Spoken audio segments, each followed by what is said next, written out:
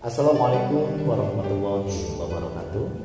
Pemirsa dan pendengar yang dirahmati oleh Allah, alhamdulillah tidak terasa Ramadan akan pergi meninggalkan kita. Pada kajian kita kali ini menjelang 10 terakhir bulan Ramadan yang akan dibahas bersama ibunda kita, Ibunda Bini Ahmad dari pimpinan wilayah Aisyah Jawa Timur. Langsung saja kita sapa beliaunya. Assalamualaikum Ibu. Waalaikumsalam warahmatullahi wabarakatuh. Sehat Ibu? Alhamdulillah. Alhamdulillah. Kalau boleh tahu Ibu, untuk tema atau topik pembahasan kajian kita yang spesial untuk 10 hari terakhir ini apa Ibu? Assalamualaikum warahmatullahi wabarakatuh. Pemirsa yang dimuliakan oleh Allah, pada Quran surat Al-Baqarah ayat 185, ketika Allah menurunkan perintah puasa Ramadan, maka di penghujung ayat Allah berpesan kepada kita, walitukmilul iddata walitukabbirullaha ala ma hadakum la'allakum tashkurun. Jadi disuruh sempurnakan bilangan puasa, kemudian besarkan nama Allah ya agar kalian bersyukur. Maka kajian kita kali ini tentang menyempurnakan ibadah puasa, baik dari segi bilangan dan juga menyempurnakan dengan takbir di akhir Ramadan. Baik, sesuai dengan tema penyempurnaan ibadah di akhir Ramadan, Bu. Kalau boleh kami tanya, mungkin bisa mewakili dari seluruh pemirsa publik. Yang pertama ini ada apa saja Ibu ibadah yang perlu ditingkatkan biasanya menjelang 10 akhir Ramadan? Iya. Jadi bukan menjelang lagi ya, sudah kita berada di 10 terakhir dan sudah tinggal beberapa hari. Insya Allah besok malam kita sudah masuki malam yang sudah puncak ya, kalau kita dalam hadis yaitu malam ke-27. Maka yang perlu kita tingkatkan di 10 terakhir ini yaitu meningkatkan ibadah seperti melakukan iktikaf di masjid, kemudian juga menyempurnakan di akhir Ramadan itu dengan mengeluarkan zakat fitrah, kemudian juga menutupnya dengan takbir, tahmid, tahlil yang disempurnakan dengan sholat Id. Yaitu gambaran yang akan kita kaji kali ini. Baik Ibu, biasanya yang dikenal oleh kita semua untuk 10 malam hari terakhir biasanya ada yang menyebutnya dengan Lailatul Qadar, ada juga yang menyebutnya dengan iktikaf. Perbedaan dari Lailatul Qadar sama iktikaf itu apa itu kalau? Ya, kalau Lailatul Qadar itu bisa diperoleh di mana saja oleh siapapun dalam kondisi ketaatan kepada Allah. Namun iktikaf itu dilakukan di masjid ya, sehingga pada bulan suci Ramadan di mana Rasulullah menyuruh kepada istrinya Aisyah agar supaya melakukan ya memperbanyak ibadah pada 10 terakhir. Bahkan dalam hadis Muslim itu maqama lailatul qadri wahtisaban ghufira lahu ma taqaddama min dzambi. Barang siapa yang menegakkan malam yang penuh kemuliaan itu, maka akan diampuni dosa-dosa yang lalu dan Allah akan membentengi dari melakukan dosa di masa yang akan datang. Sehingga qadar itu banyak artinya, bisa berarti kekuasaan Allah, bisa berarti ukuran-ukuran, bisa juga berarti sempit. Karena apa? Seperti tanazzalul malaikatu warruhu fiha biidzni rabbihim min kulli amrin salamun hiya hatta matla'il fajr. Jadi pada malam itu turun malaikat Allah untuk menyampaikan doa-doa permohonan yang menjadi keinginan istighfar daripada hamba-hamba, dan juga pada saat itu Jibril menurunkan wahyu yang pertama kepada Rasulullah kisaran di malam 10 yang terakhir, terutama di malam-malam ganjil, sehingga malaikat menjadi sesak bumi ini karena para malaikat artinya berkompetisi untuk mengangkat doa-doa kepada Allah, sehingga maka dikatakan dalam arti sempit itu seperti itu, sehingga Allah memberikan kekuasaan. Nah, siapa yang dapat qadar itu, siapa yang dimuliakan oleh Allah itu, tentunya orang yang bersusah payah. Sehingga Aisyah diajarkan oleh Rasulullah agar supaya mengatakan kepada Allah, menyampaikan kepada Allah sebuah permohonan, Allahumma innaka afuwun tuhibbul afwa fa'fu anni. Jadi sesungguhnya Allah itu Maha Pengampun dan suka memberi ampun, maka ampuni aku. Jadi tidak ada lain selain minta ampun. Soalnya kalau sudah diampuni oleh Allah, ibarat seperti air yang penuh dengan sampah. Ketika sampah itu dibuang, maka air itu tentunya mengalir dengan lancar gitu ya. Jadi gambarannya seperti itu. Maka sibuk perbanyak minta ampun kepada Allah. Luar biasa Ibu. Jadi ibarat kata air itu sudah lancar, jernih pula, apapun yang diinginkan insya Allah diijabah sama Allah. Ya. Untuk ini Bu, untuk hukum atau mungkin aturan atau mungkin ajaran yang telah diajarkan oleh Rasulullah, itikaf sendiri bagi wanita atau bagi perempuan itu apakah ada ketentuan lain atau ada ketentuan tersendiri? Ya. Baik, jadi ini yang sering jadi pertanyaan ya, sehingga kalau kita melihat pada merujuk kepada Al-Qur'an ya, pada kisah Maryam putrinya Imran yang diasuh oleh Nabi Zakaria pada Quran surat Ali Imran ayat 37 ya, ketika ulama dakhala 'alaiha al-mihrab, ketika Nabi Zakaria itu ya, ulama dakhala 'alaiha Zakaria al-mihrab, masuk ke ruang khusus. Jadi mihrab itu bisa berarti tempat khusus untuk imam, berarti juga tempat khusus untuk iktikaf. Nah, jadi Maryam putri Imran itu perempuan yang solih, yang taat dan ahli iktikaf. Jadi banyak berdiam di masjid sehingga Allah layak memberikan karomah. Ya. Kemudian yang kedua, iktikaf di masa Rasulullah, setelah Rasulullah wafat, istri-istri Rasulullah melanjutkan apa yang menjadi kebiasaan Rasulullah untuk melakukan iktikaf di 10 terakhir. Jadi kalau kita kiaskan pada pesan Rasulullah, la tamna'u nisa'akumul masajid, tidak boleh melarang perempuan-perempuan itu datang ke masjid untuk melakukan ibadah kepada Allah. Namun tentunya mengikuti ketentuan-ketentuannya ya. Jadi bagi perempuan yang memenuhi syarat ya, karena iktikaf itu adalah ibadah, namun tidak disyariatkan bagi wanita haid dan nifas. Ya, jadi tentunya hanya berlaku kepada wanita-wanita yang suci dari haid dan nifas.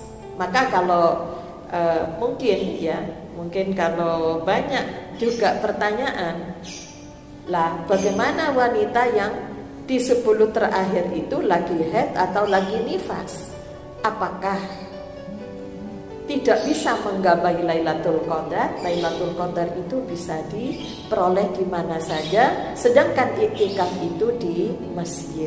Sehingga ketika wanita itu tidak punya kesempatan untuk melakukan iktikaf di masjid, maka perbanyaklah zikir dengan tahlil, tahmid, kemudian tasbih, ya dengan mengingat Allah, melakukan hal-hal yang bisa mendekatkan diri kepada Allah. Sehingga kalau istighfarnya itu tembus, ya, tersampaikan oleh para malaikat, tentunya dengan syarat-syarat yang telah kita bahas pada kajian sebelumnya, falyastajibuli wal yu'minu bi.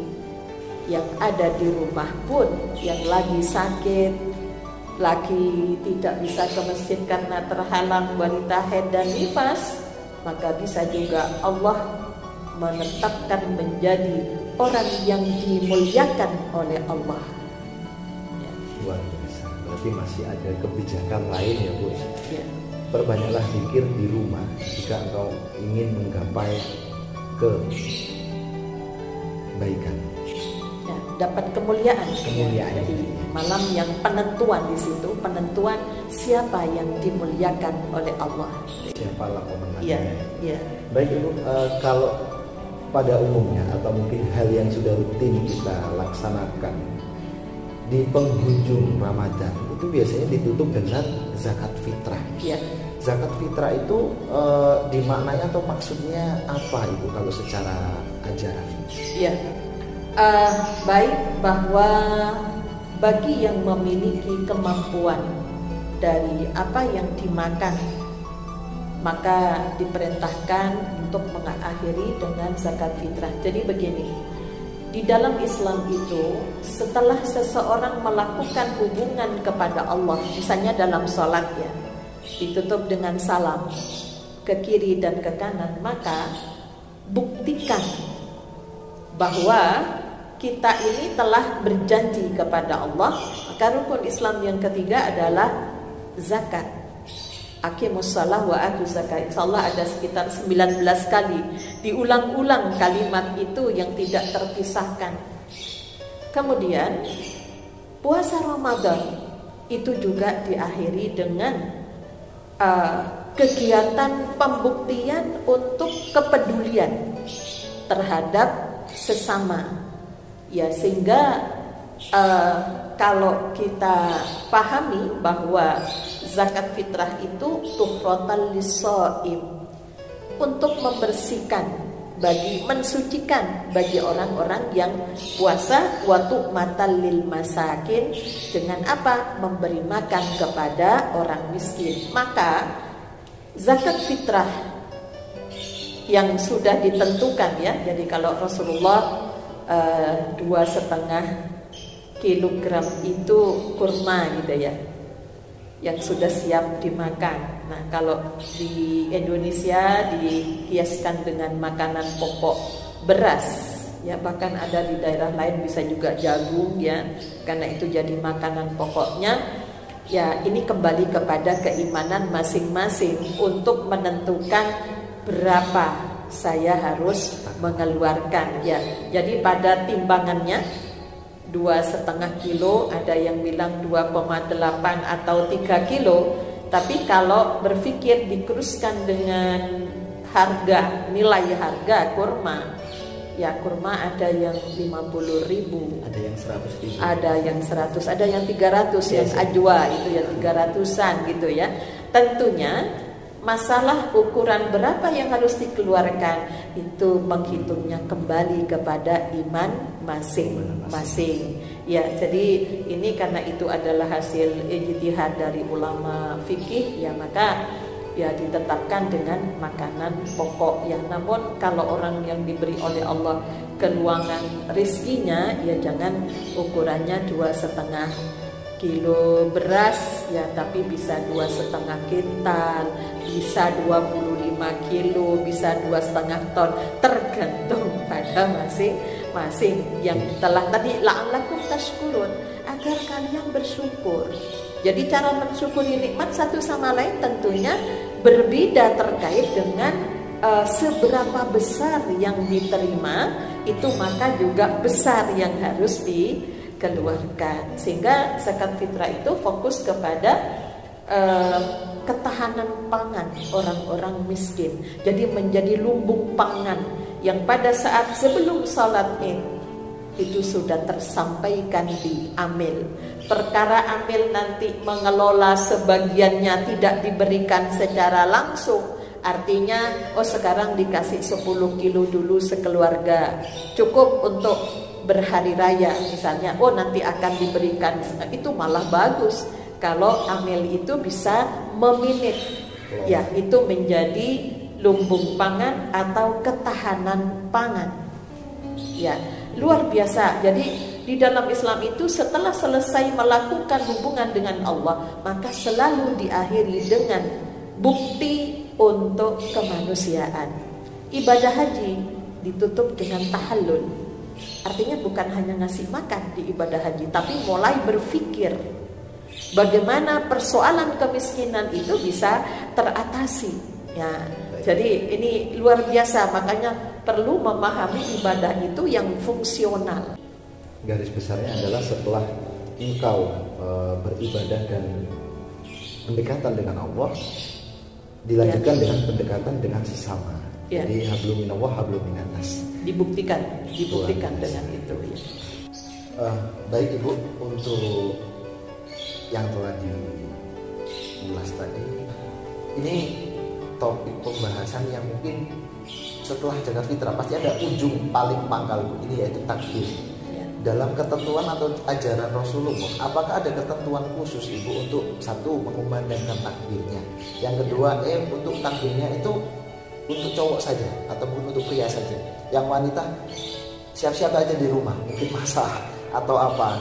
Apakah untuk wanita sendiri tidak boleh mengikuti takbiran itu sendiri Ibu? Terus bagaimana hukum dengan berkumandang takbir sambil keliling, kadang bawa salon sound system yang luar biasa itu Ibu, bisa menggemparkan jendelanya tetangga itu. Itu bagaimana Ibu hukumnya? Baik, pemirsa yang dimuliakan oleh Allah, kalau kita memperhatikan pada pesan Allah, walitukmilul iddata walitukabbirullaha ala ma hadakum wa la'allakum tashkurun, menyempurnakan dengan takbir, yang disyariatkan takbir ketika hari raya Idul Fitri. Itu Rasulullah mulai selesai sholat subuh. Jadi sebelum sholat subuh Rasulullah mandi sunnah di 2 hari raya. Setelah itu sholat subuh, habis sholat subuh kemudian makan sebagai tanda sudah tidak puasa, maka langsung berjalan ke tempat sholat dengan mengumandangkan takbir. Jadi syariatnya mulai dari subuh menuju tempat sholat. Jadi kalau saya kadang berandai-andai berimajinasi, ya Allah, andaikan satu kota datang di satu kecamatan, satu kelurahan dengan satu tempat di lapangan kemudian datang dari rumah, semua tidak bermobil tapi berjalan kaki. Ya Allah, luar biasa.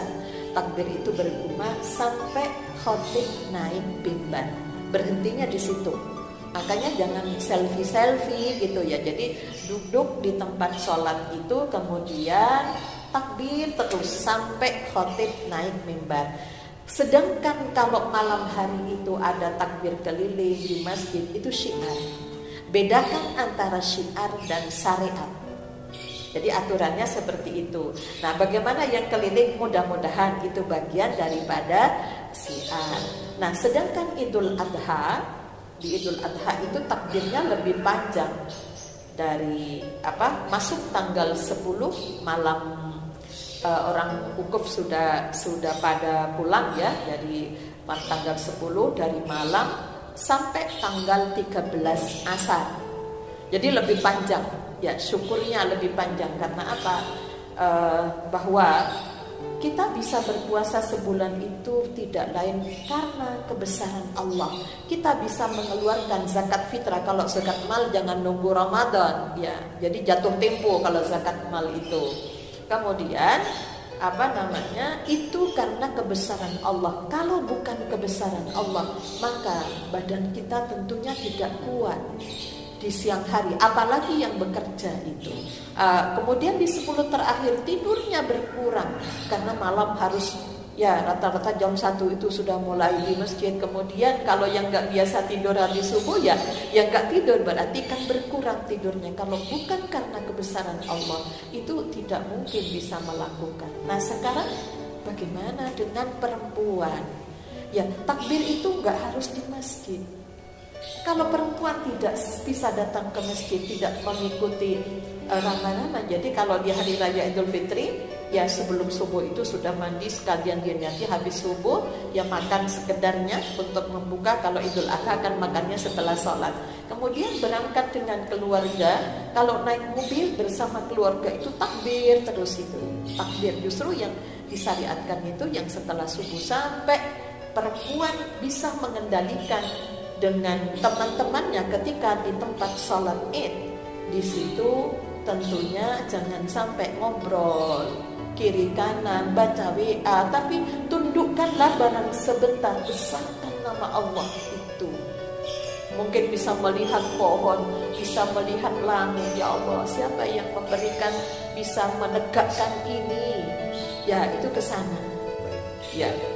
Pasti banyak yang perlu dibenahi dan perlu dirubah Ibu ya. Pemahaman. Cita-cita mulia Ibu nanti mudah-mudahan suatu hari nanti di tahun beberapa yang Ibu berimajinasi akan berjalan. Jangankan sekota Ibu, sekelurahan saja kalau ini dilaksanakan luar biasa subhanallah. Nah ini ada lapangan Mojosari, mungkin bisa dicoba krayonnya. Baik Ibu. Kalau tadi disarankan atau mungkin sesuai syariat Rasulullah adalah berangkatnya kita dari rumah menuju ke masjid untuk melaksanakan sholat Idul Fitri dengan berkumandang takbir tanpa henti. Berarti kalau bisa dan lebih baik sudah HP-nya ditinggal saja di rumah, karena biasanya setelah sampai masjid Ibu ini udah merangkai kata Bu, minal aidin wal faidin, mohon maaf lahir dan batin. Ini nggak jadi melihat dan dengarkan khutbahnya kan? Kan itu bisa dipending nanti ya Bu, itu yang perlu dirubah. Baik Ibu, bagaimana ini untuk yang terakhir mungkin pertanyaan kami mewakili pendengar semuanya. Bagaimana untuk mereka wanita-wanita hebat atau wanita-wanita luar biasa yang dalam Idul Fitri pas kebetulan beliaunya itu lagi haid Ibu, apakah boleh melaksanakan atau mengikuti ibadah sholat Id? Itu saja. Monggo. Perempuan oleh Allah pada 2 hari raya itu diperintahkan untuk semuanya keluar rumah menuju tanah lapang untuk melakukan ibadah sholat Id. Jadi sholat Id, Idul Fitri, Idain, Idul Fitri dan Idul Adha itu dilakukan di tanah lapang seperti halnya waktu di Arafah, wukuf di Arafah, karena disitulah hadirnya seluruh manusia di situ untuk bermunajat, memohon kepada Allah untuk bertemu dengan sesama yang ada di sekitarnya. Sehingga perempuan yang lagi haid atau nifas, maka di situ mengelompok dengan wanita-wanita yang tidak sholat. Untuk apa? Untuk mengumandangkan takbir, untuk mendengarkan pesan-pesan dari khatib, mengamini doa khatib yang sedang dipanjatkan untuk seluruh jamaah itu.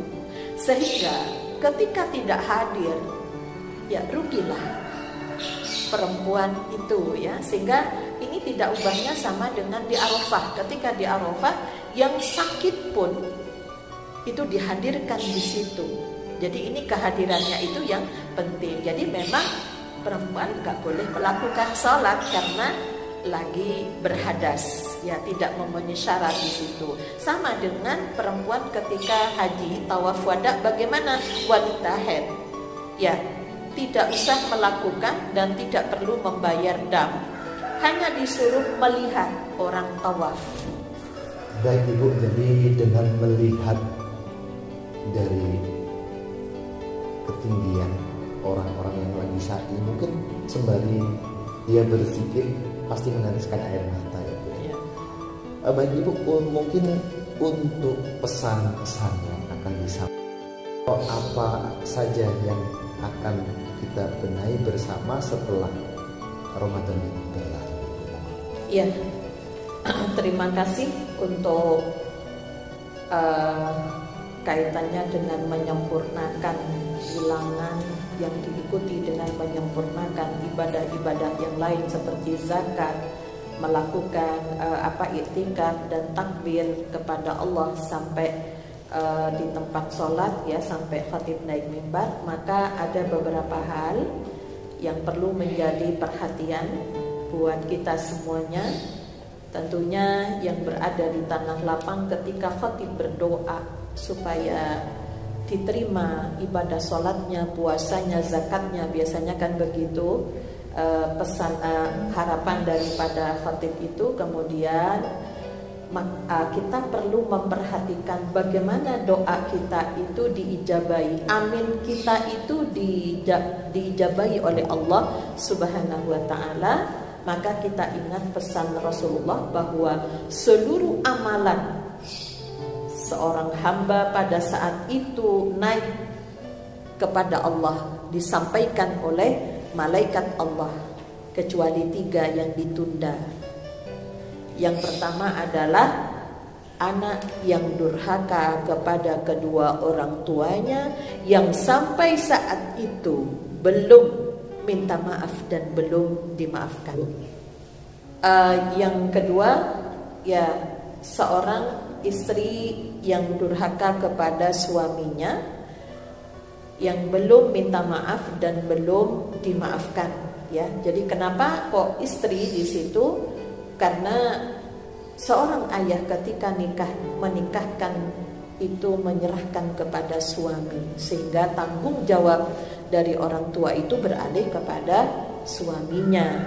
Jadi ketika suaminya itu sholih, maka di situ istri durhaka, maka semua amalnya itu ditunda. Begitupun suami yang tidak melaksanakan tanggung jawab kepada istrinya, maka amal-amal itu kalau paket itu tidak tersampaikan ya, bukan berarti tidak dicatat oleh Allah, namun nanti akan disampaikan sampai kapan terselesaikan persoalan itu. Yang ketiga adalah sesama muslim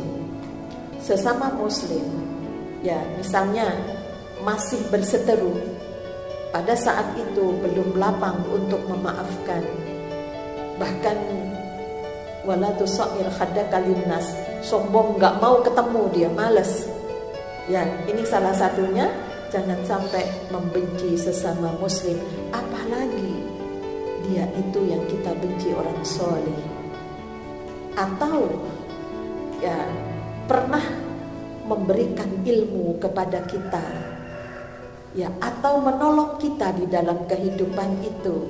Jadi ini yang perlu diwaspadai, sehingga walaupun sampainya itu nanti tertunda gitu loh.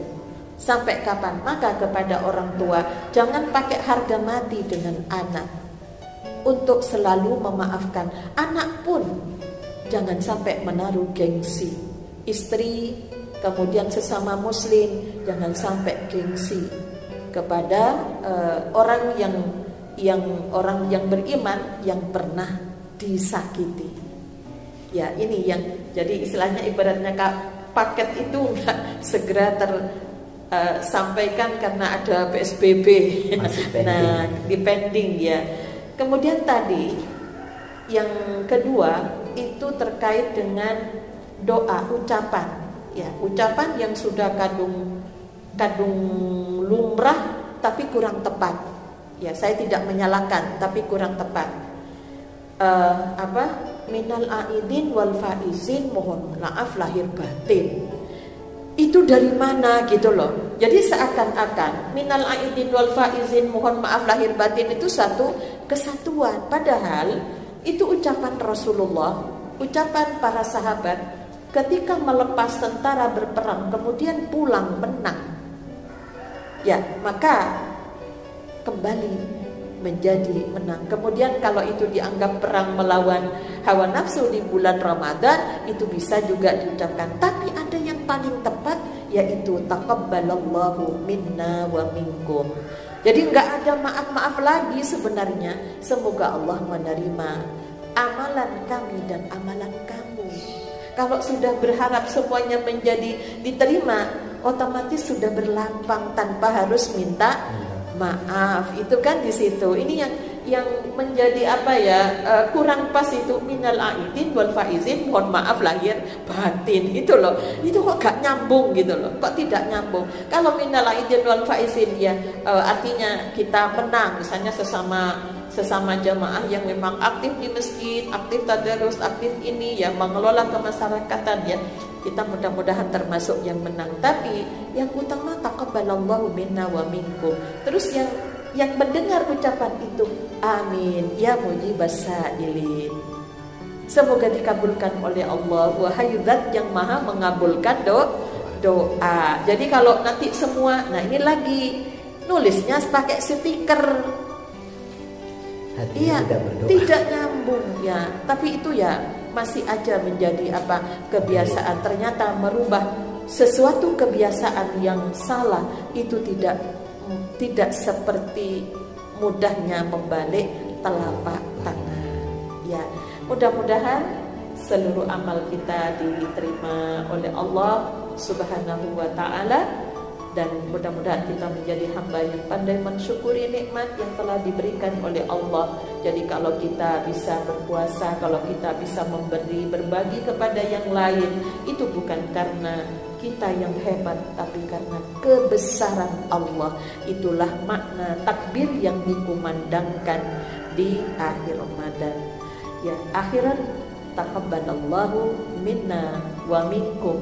Taqabbal ya karim, nasrun minallah wa fathun qarib, wa basyiril mu'minin, walhamdulillahi rabbil alamin. Assalamualaikum warahmatullahi wabarakatuh. Baik pemirsa dan pendengar yang dirahmati oleh Allah, demikian tadi adalah kajian yang telah disampaikan oleh Ibunda Rukmini Amar dari pimpinan wilayah Aisyah Jawa Timur. Bila mana dari awal kajian kita, mulai dari awal pandemi tentunya, sampai sekarang menginjak di bulan Ramadan 1442 Hijriah, bila mana dari awal hingga akhir, atau mungkin ada tutur kata kami yang kurang berkenan pada pemirsa sekalian, kami mohon maaf yang sebesar-besarnya. Sebelum takbir berkumandang, izinkan kami menutup dengan taqabbalallahu minna wa minkum taqabbal ya kan.